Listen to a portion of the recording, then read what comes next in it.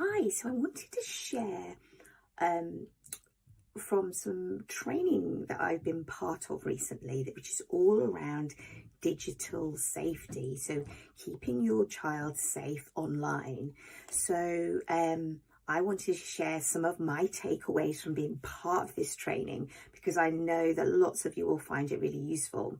So this was delivered at my children's school recently and was organised by the PTA, and I had the pleasure of being part of the team for the second workshop. And also I'll talk about the bit that I did and share that with you.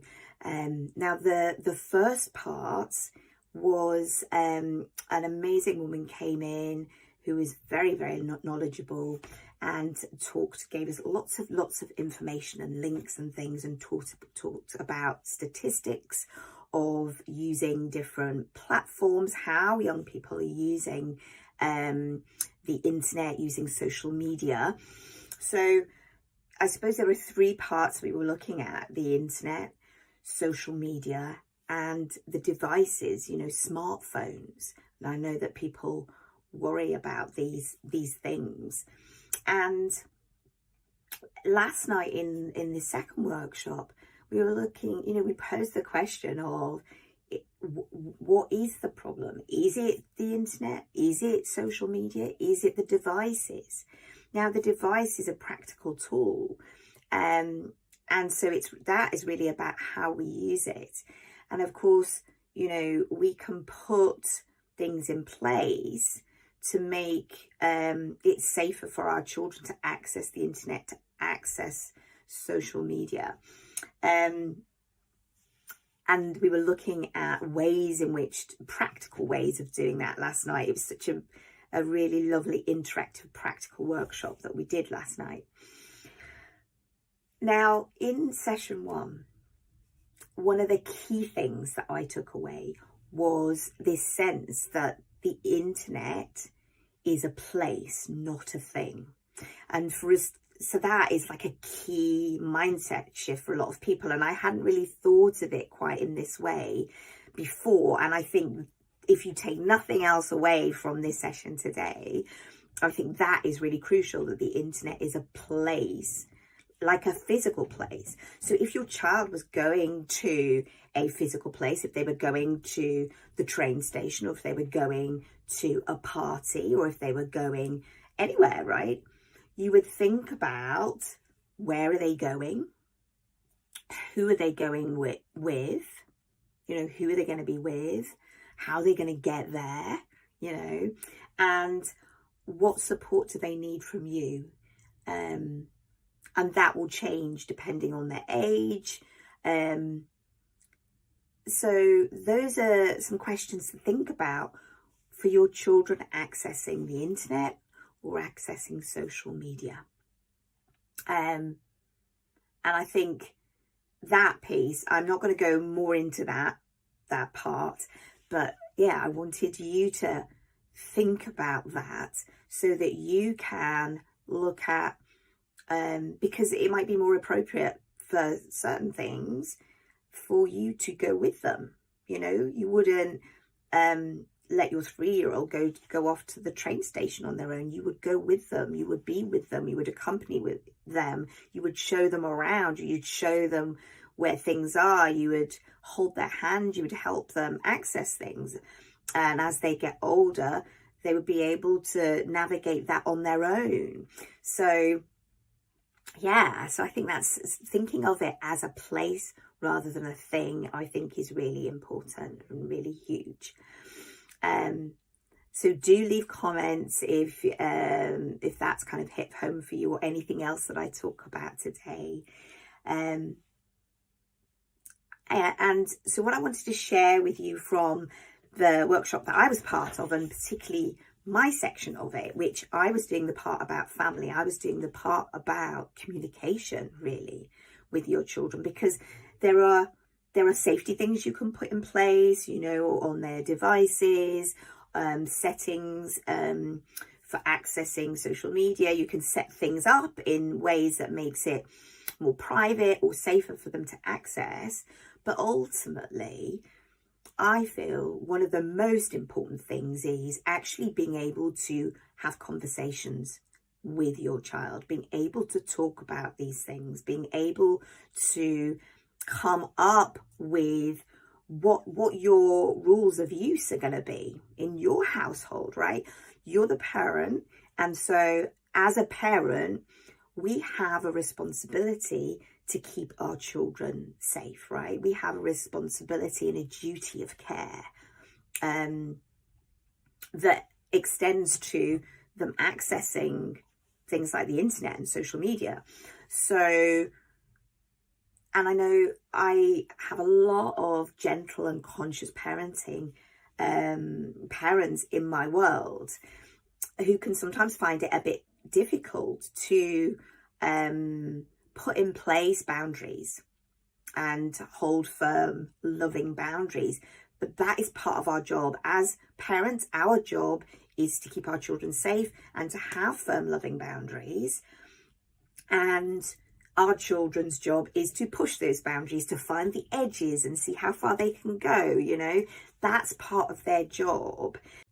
So what helps you is to have two things in place. The first thing is to have a connected and loving relationship. So you've built up a caring connection over time, where you can talk about anything, where your child feels like they can come to you with things, so you can have conversations. And I work with a lot of gentle and conscious parents who are often very good at this part. So find this bit, fairly easy because, you have great empathy skills already. And if that's not the place you're at, you can develop those. So the two things are having this caring connection or developing the caring connection. And the second thing is to be able to create agreements together. And I call them collaborative agreements. And in order to be able to have a collaborative agreement, you have to be able to have collaborative conversations. So conversations where you are able to come up with ideas together and then come to an agreement from that. So working out how things are going to be together. And of course, when our children have been involved in the process of creating these rules or guidelines within your household of how you're going to use stuff, how you're going to use the internet, how they're going to use devices, then when they've been part of that process and it's a collaborative process, they're more likely to stick to the rules, right? So there's a couple of things that really help with this. So the first thing is to make having these kind of collaborative conversations part of everyday life, so that you have these kind of conversations with fun things. You have these kind of collaborative conversations around nice things. You have them around challenging things. So that it becomes part of your everyday life, not just when there's a problem. And the second thing that really helps with this is having a clear structure of how to have these conversations. And so that's what I shared last night in this session that I did. I gave the parents a structure that you can use to have these collaborative conversations. And if that's something that you're interested in, you can get in touch. And I will make that available for people who are wanting a bit more information around the how of doing these things. So I'm sharing with you today what's great to have in place. And if you want some more information on how to do that, if you want to go a bit deeper, get in touch and I can let you know how you can do that. I can let you have the structure for having these collaborative conversations and creating these collaborative agreements.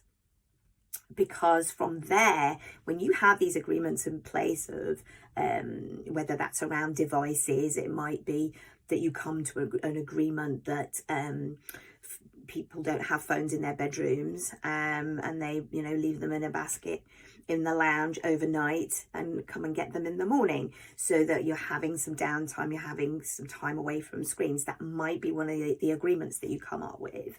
But there's a particular structure which incorporates these that caring connection. That's a key part of it, and that's what parents often miss out, is having that caring connection part at the beginning, which helps to open everything up for then designing the agreement together.